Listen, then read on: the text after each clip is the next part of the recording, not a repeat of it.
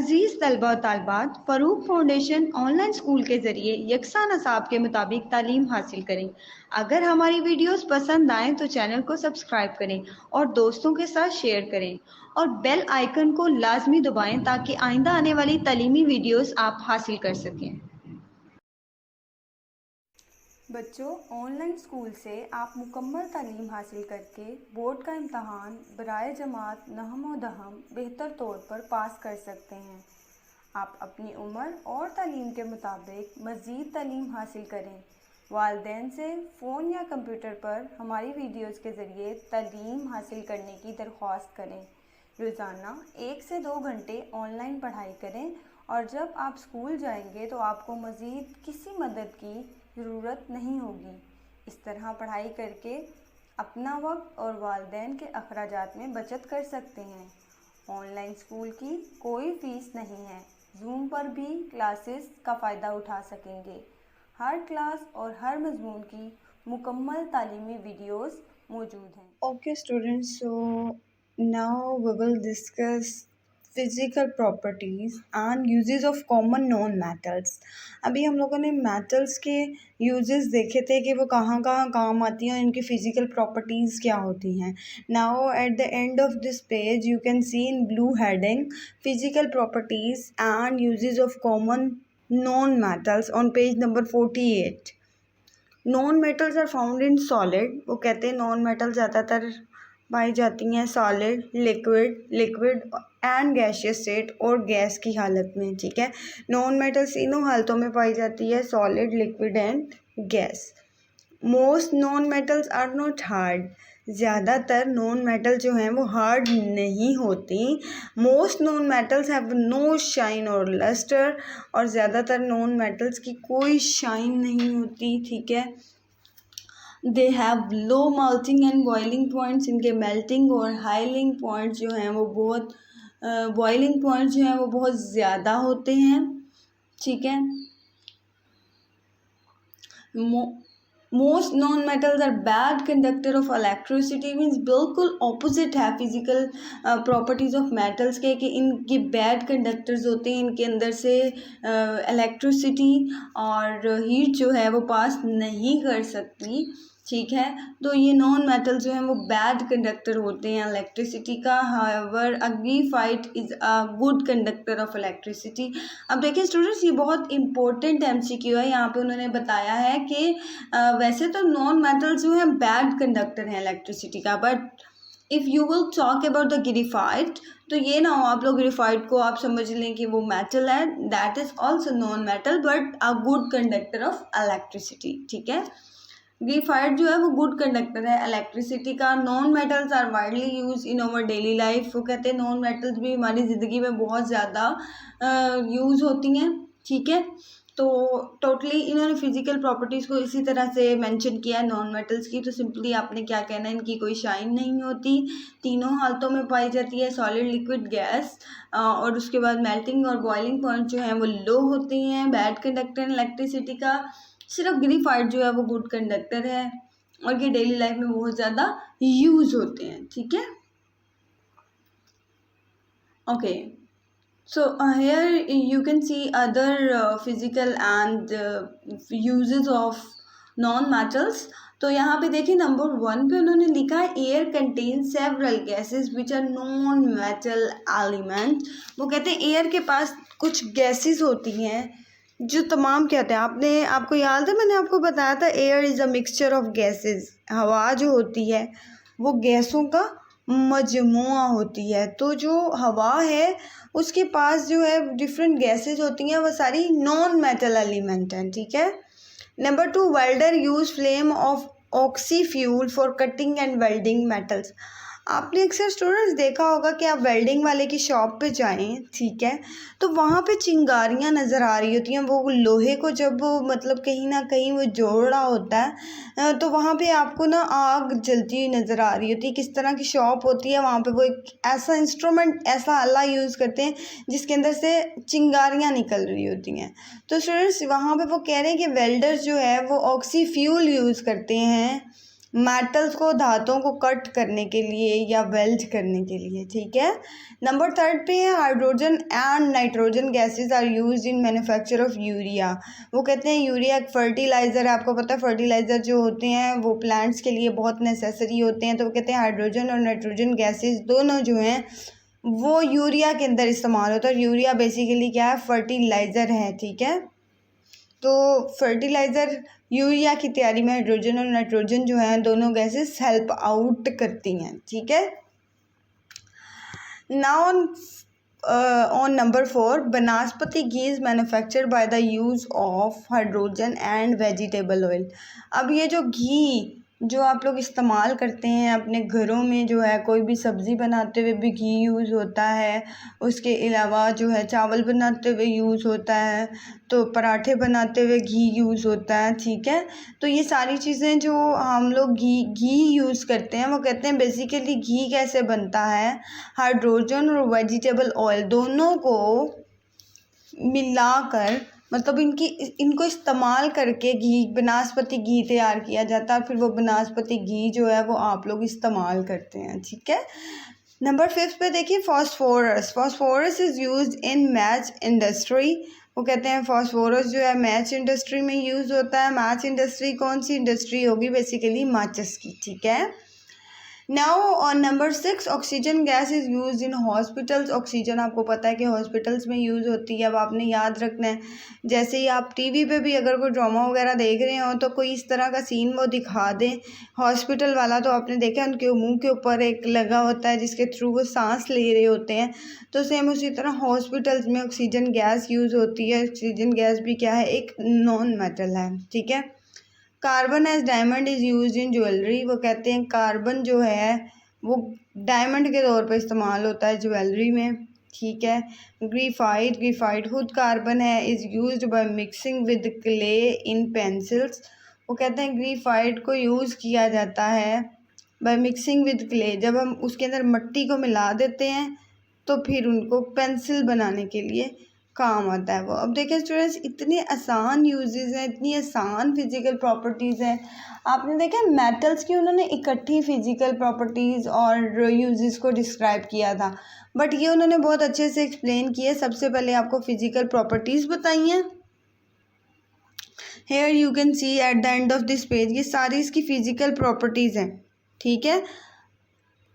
And now here on the page number 49, ये जो 8 uses आपको नज़र आ रहे हैं ये सारे जो हैं नॉन मेटल्स के यूजेस हैं। तो इसको आपने बहुत अच्छे से प्रिपेयर करना है बिकॉज ये भी बहुत इंपॉर्टेंट है स्टूडेंट्स। ओके, यहाँ पे उन्होंने लिखा हुआ है फिगर 5.6। तो फिगर 5.6 में उन्होंने कहा है living things are made of mostly non metals. वो कहते हैं लिविंग थिंग्स, जानदार चीज़ें जो हैं वो ज़्यादातर नॉन मेटल से मिलकर बनी होती हैं, ठीक है। अब यहाँ पे है डू यू नो, क्या आप जानते हैं diamond carbon is non metal. Carbon जो है वो एक नॉन मेटल है। आपको पता है ये डू यू नो वगैरह ये याद नहीं करते, बस अपने माइंड में रखते हैं। अगर कोई MCQ कभी बन के आ जाए या फिल इन द ब्लैंक आ जाए तो आपको उसका आंसर आता हो, ठीक है। इसको याद नहीं करते हैं, इसको रट्टा नहीं लगाना आप लोगों ने, बस इसको देख समझ लिया करें।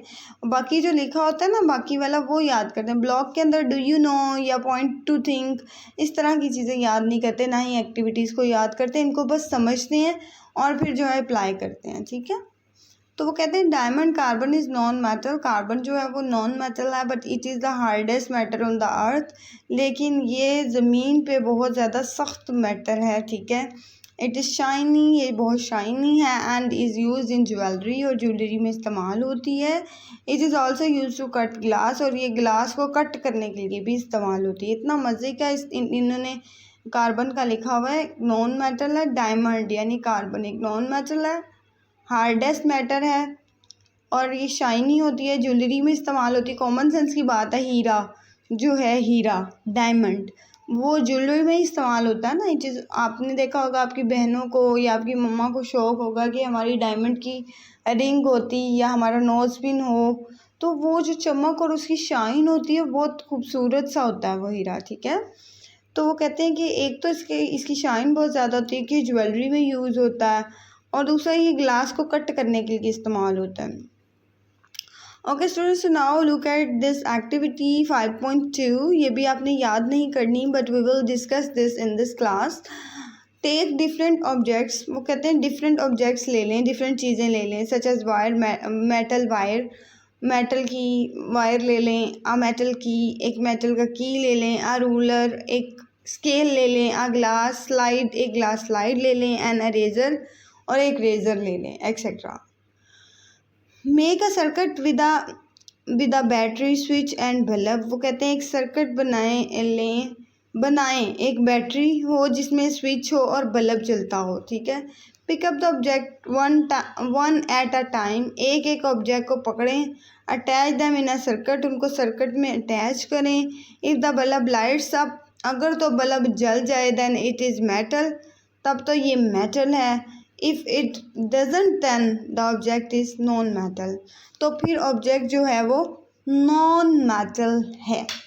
स्टूडेंट्स, इतनी मज़े की एक्टिविटी उन्होंने बताई है कि आपको अगर मेटल और नॉन मेटल की फ़र्ज़ किया पहचान नहीं हो रही, आप किसी तरीके से भूल गए हैं कि ये मेटल है नॉन मेटल है, तो आप किस एक एक्टिविटी के थ्रू आप सारे ऑब्जेक्ट्स को इकट्ठा कर लें. उसके बाद एक सर्किट लें, बैटरी लें, स्विच लें और बल्ब जिसके ऊपर लगा हो.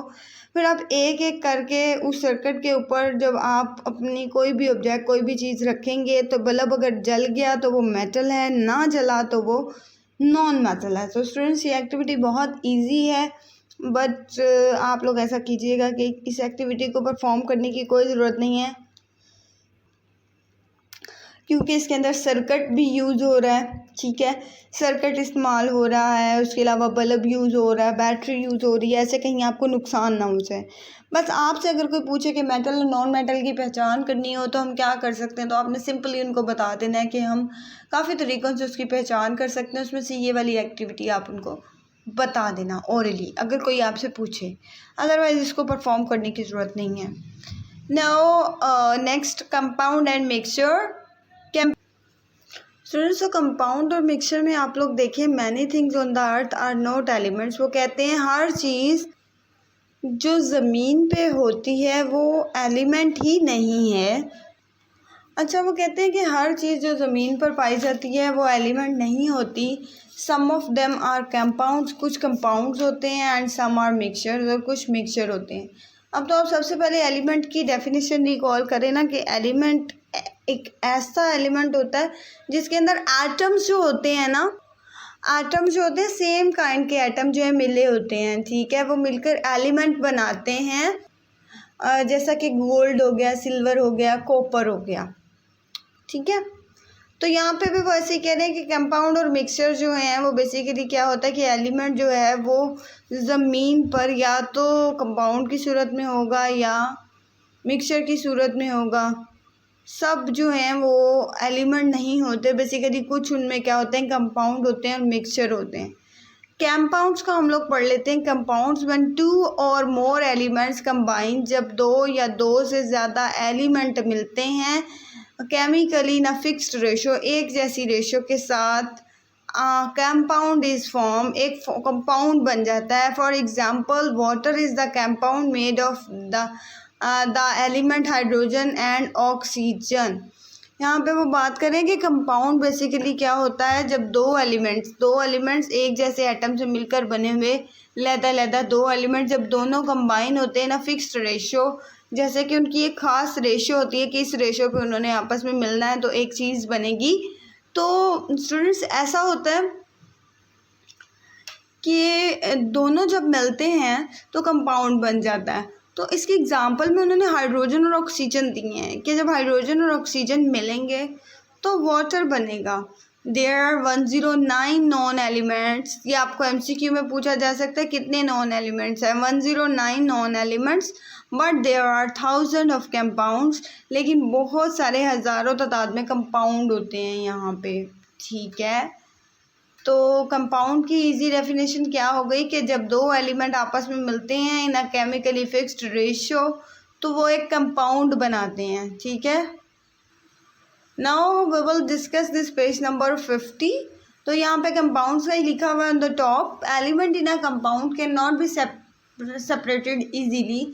वो कहते हैं element in a compound compound के अंदर अगर दो एलिमेंट जुड़े हुए हैं तो उनको हम आसानी से अलहदा नहीं कर सकते। प्रॉपर्टीज ऑफ एलिमेंट चेंज, जब properties of element change when they are combine as compound, वो कहते हैं एलिमेंट की प्रॉपर्टीज चेंज हो जाती हैं टोटली जब वो कंपाउंड बन जाता है, किसी दूसरे एलिमेंट के साथ मिल जाता है तो उनकी प्रॉपर्टीज जो होती हैं वो चेंज हो जाती हैं। ठीक है, तो element in a compound can not be separated easily.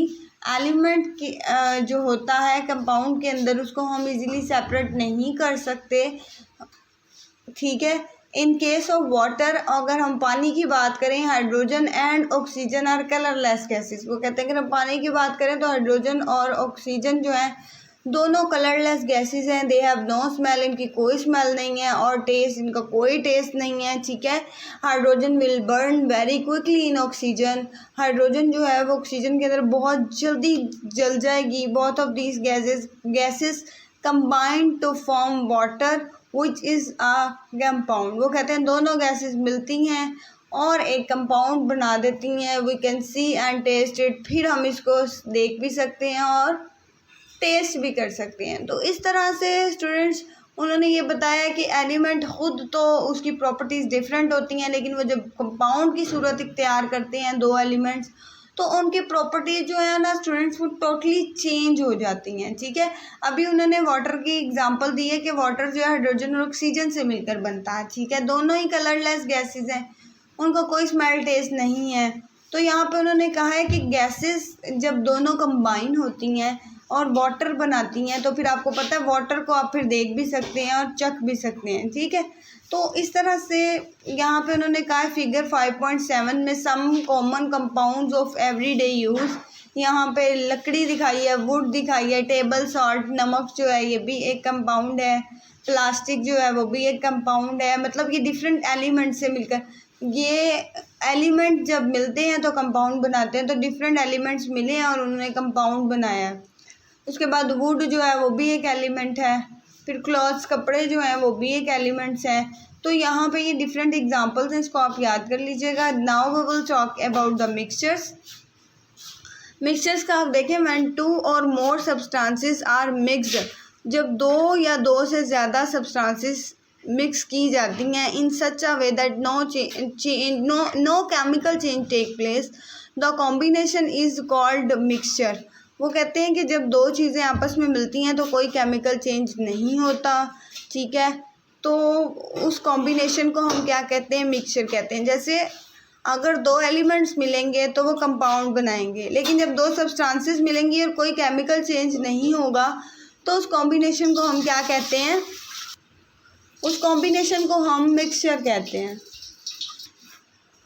Okay students, तो यहाँ पे वो कह रहे हैं parts of a mixture can be separated easily. जैसे कंपाउंड में आपने देखा था कि एलिमेंट्स को इजीली अलहदा नहीं कर सकते, लेकिन यहाँ पे उन्होंने कहा है कि हम लोग इजीली जो है मिक्सचर के कंपोनेंट्स को अलहदा कर सकते हैं, because they are not chemically combined, क्योंकि केमिकली कंबाइंड नहीं होते। जो चीज़ केमिकली कंबाइंड नहीं होगी उसको अलहदा करना आसान होगा, लेकिन जो केमिकली कंबाइंड होगी उसको अलहदा करना मुश्किल होगा।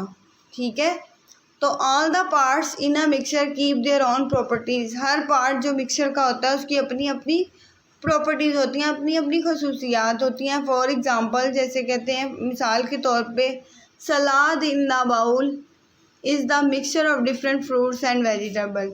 अगर एक हम एग्ज़ाम्पल लें एक वेजिटेबल और फ्रूट्स की, तो वो कहते हैं अगर सलाद बना होगा तो वो क्या होगा, एक मिक्सचर होगा। ठीक है, अब सलाद तो मिक्सचर हो गया। अब आप देखें, अब आप इसको सेपरेट करना चाहें तो आसानी से आप खीरे अलहदा कर सकते हैं, टमाटर अलहदा कर सकते हैं और सलाद के पत्ते अलहदा कर सकते हैं। उसके अलावा जो फ्रूट्स आपने ऐड किए हुए हैं उसके अंदर उनको आप सेपरेट इजीली कर सकते हैं। और हर एक जो है सब्सटेंस उसकी अपनी ही जो है ना एक अहमियत और इम्पोर्टेंस होगी। ठीक है, यू कैन टेस्ट दैम, आप टेस्ट उनको सेपरेटली कर सकते हैं। ठीक है, अगर खीरा खाएंगे और टेस्ट आएगा, एप्पल खाएंगे और टेस्ट आएगा, बनाना खाएंगे और टेस्ट आएगा। ठीक है, तो टमाटर जो है टमाटो खाएंगे तो और टेस्ट आएगा। तो इस तरह से वो कह रहे हैं कि मिक्सचर जो है वो एक ऐसी चीज़ है जिसके अंदर दो अगर सब्सटेंसेस प्रेजेंट हैं तो वो इजीली सेपरेट हो जाती हैं, इजीली उनको अलहदा कर लिया जाता है। है। How could you separate iron buttons form a mixture of different buttons. वो कहते हैं कि आप किस तरह से आयरन बटन्स को, मतलब कि ये जो नट्स होते हैं ना, ये अक्सर जो फिक्स होते हैं नट्स वॉशल वगैरह, छोटे छोटे लोहे के बटन होते हैं जो किसी ना किसी चीज़ में फिट हो रहे होते हैं, गोल से होते हैं, उसके अंदर सुराख होता है, जैसे आप फिगर में देख लें, दरमियान में दिखाए हैं मैंने सलाद के बाउल के साथ। तो ये वो कहते हैं कि आप इनको अलहदा कर सकते हैं, बिल्कुल कर सकते हैं, इनको अलहदा रख देंगे, अलहदा हो जाएंगे, ठीक है। आ मिक्सचर में बी होमोजीनस और हेट्रोजीनस। वो कहते हैं कि मिक्सचर जो है ना, ये होमोजीनस भी हो सकता है और हेट्रोजीनस भी हो सकता है। A homogeneous mixture has uniform appearance without throughout. वो कहते हैं जो होमोजीनस होता है ना, उसकी एक जैसी अपीयरेंस होती है, मतलब उसकी ना देखने में वो एक जैसा लगता है। For example a mixture of sugar. अगर आप शुगर को देखें तो आप उसको देखेंगे कि उसके अंदर बहुत सारे छोटे छोटे क्रिस्टल जम्स के, तो वो पूरा क्या है, मिक्सचर है, तो वो उनकी होमोजीनस अपीयरेंस है, ठीक है। सॉल्ट को देखें, सॉल्ट डिजॉल्व्ड इन वाटर, उन सब की अपीयरेंस सेम है। मिक्सचर है शुगर का और सॉल्ट का, अगर हम उसे पानी में मिलाएंगे तो उनकी अपीयरेंस सेम होगी, ठीक है। Heterogeneous mixture does not have uniform appearance. वो कहते हैं हेट्रोजीनस जो मिक्सचर होता है उसकी यूनिफॉर्म अपीयरेंस नहीं होती। This mixture is made of different parts. ये डिफरेंट पार्ट्स से मिलकर बनता है। For example a mixture of oil, जैसा कि अगर हम बात करें कि ऑयल का मिक्सचर एंड वाटर और पानी का मिक्सचर, अगर हम इन दोनों को मिलाएंगे तो जो ऑयल है उसके ड्रॉप्स जो हैं वो ऊपर आ जाएंगे, ठीक है।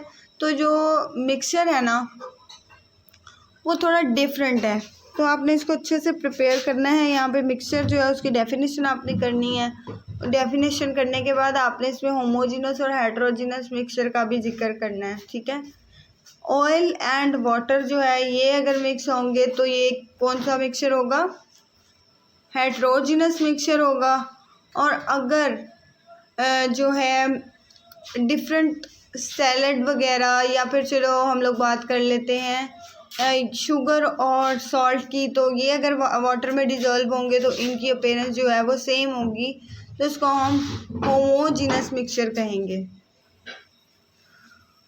और इसी तरह से आप नीचे देखें, यहाँ पे बाउल पड़ा हुआ है, ठीक है, उसमें सैलड रखा हुआ है, उसके बाद आप देखें वो आयरन बटन्स पड़े हुए हैं, उसके बाद डिफरेंट चीज़ें हैं, तो इनको आप सेपरेट कर सकते हैं। यस, आप लोग इजीली इनको सेपरेट कर सकते हैं। If we will talk about the compound, तो कंपाउंड में हम टेबल सॉल्ट को जो है या प्लास्टिक जो है उसको अलग-अलग ईजीली नहीं कर सकते, उसके लिए हमें कुछ ना कुछ तरीके जो हैं उसको इस्तेमाल करना होगा। तो वुड जो है, वुड को हम नहीं सेपरेट कर सकते, क्लॉथ्स को हम सेपरेट नहीं कर सकते, but we can do mixture, हम मिक्सचर्स को सेपरेट कर सकते हैं। तो यहाँ पे जो क्वेश्चन आपको मेन इम्पोर्टेंट क्वेश्चन आ सकता है वो ये आ सकता है कि आप ना पहले तो फिजिकल प्रॉपर्टीज़ लिखें मेटल्स और नॉन मेटल्स की, ये क्वेश्चन आ सकता है। या फिर आपको आ सकता है मेटल की जो है यूजेस लिखें या नॉन मेटल के यूजेस लिखें, ये आपको क्वेश्चन आ सकते हैं। इसके अलावा अगर यूजेस नहीं आते तो आपसे खाली मिक्सचर के बारे में पूछ लिया जाता है कि व्हाट इज़ मिक्सचर, तो आप इजीली वहाँ पे बता सकते हैं कि मिक्सचर जो है दो सब्सटेंसेस का कॉम्बिनेशन है, तो आप बता सकते हैं कि वो कॉम्बिनेशन है दो चीज़ों का। और जो कंपाउंड और मिक्सचर का डिफरेंस है ना, वो अक्सर जो है ना पेपर में, तो ये जो कंपाउंड और मिक्सचर का डिफरेंस है वो अक्सर पेपर में पूछ लिया जाता है, तो इसको स्टूडेंट्स आप लोगों ने अच्छे से प्रिपेयर करना है। इसकी कुछ एग्जांपल्स को कर लीजिएगा, साथ में इसकी डेफिनेशन तो आपने बहुत अच्छे से करनी है, कंपाउंड की भी और मिक्सचर की भी। होमोजीनस मिक्सचर और हेट्रोजीनस मिक्सचर में डिफरेंस आ जाता है, तो इसकी एग्जांपल्स भी आपने और इसकी जो डेफिनेशन है उसको अच्छे से प्रिपेयर करना है, अच्छे से इसको तैयार करना है। और इसके साथ ही आपका ये वाला लेक्चर ख़त्म हो जाता है। कल हम बाकी जो रिमेनिंग पार्ट है इस चैप्टर का वो डिस्कस कर लेंगे, ठीक है।